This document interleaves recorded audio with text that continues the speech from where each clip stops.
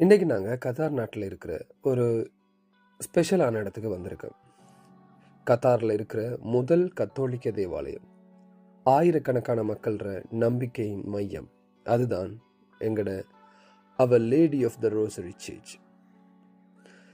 இந்த வீடியோவில் இந்த தேவாலயத்தின் வரலாறு உள்ள எப்படி இருக்குது, ஏன் இது ரொம்ப ஸ்பெஷலாக இருக்குது என்ற அனைத்தையும் பார்க்க போகிறோம். ஸோ வீடியோவை முழுக்க பாருங்கள். Hi friends, this is HS Crew.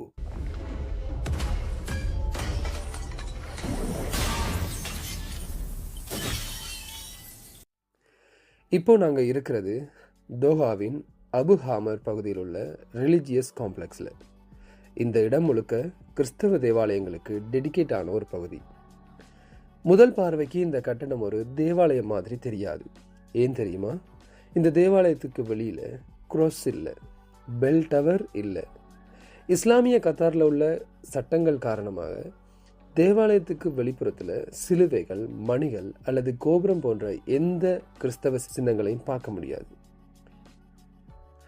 இது கத்தார் நாட்டு கலாச்சாரத்தையும் விதிமுறைகளையும் மதித்து டிசைன் பண்ணப்பட்டிருக்கு. ஆனால் உள்ளே போனால் ஒரு வேற உலகம். உள்ள நுழைஞ்சோன ஒரு அமைதியான சூழல் ஃபீல் ஆகும். நகரத்தின் சத்தமெல்லாம் வெளியே போயிடும். இது ஒரு ப்ரேயர் பிளேஸ் மட்டுமல்ல, இது ஒரு மன அமைதிக்கான இடம். நீங்கள் எந்த மதத்தை சேர்ந்தவராக இருந்தாலும் இங்கே வந்தால் ஒரு காம் ஃபீலிங் கிடைக்கும். இப்போ நீங்கள் பார்க்குறது தேவாலயத்தோட உள்ளக காட்சி.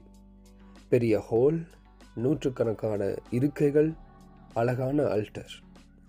இந்த தேவாலயத்தில் ஒரே நேரத்தில் ஆயிரக்கணக்கான மக்கள் பிரார்த்தனை செய்ய முடியும்.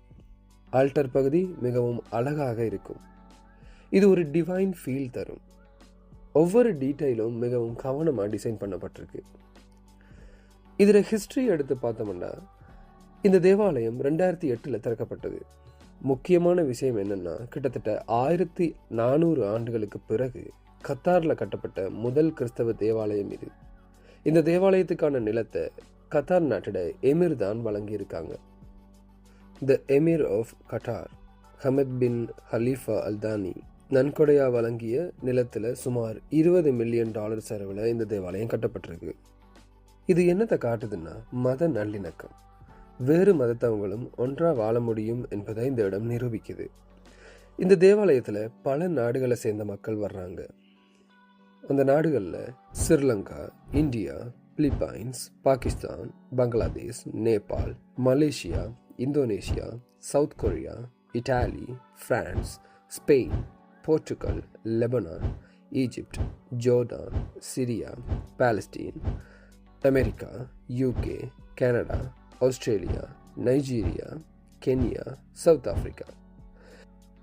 கத்தார் ஒரு சர்வதேச நாடு என்றதால் இங்கே ஆசியா, ஐரோப்பா, மத்திய கிழக்கு, ஆப்பிரிக்கா, அமெரிக்கா போன்ற பல பகுதிகளில் இருந்து வந்த கத்தோலிக்கர்கள் ஒன்றா வழிபடுறாங்க. அனைவரும் ஒரே இடத்துல பிரார்த்தனை செய்கிறாங்க. இங்கே பல மொழிகளில் மாஸ் நடக்குது. English, Arabic, Tamil, Sinhala, Malayalam, Tagalog, Filipino, Konkani, Hindi, Italian, French, Spanish, Portuguese, Urdu, Korean, Maronite. இதுதான் இந்த தேவாலயத்தோட பியூட்டி.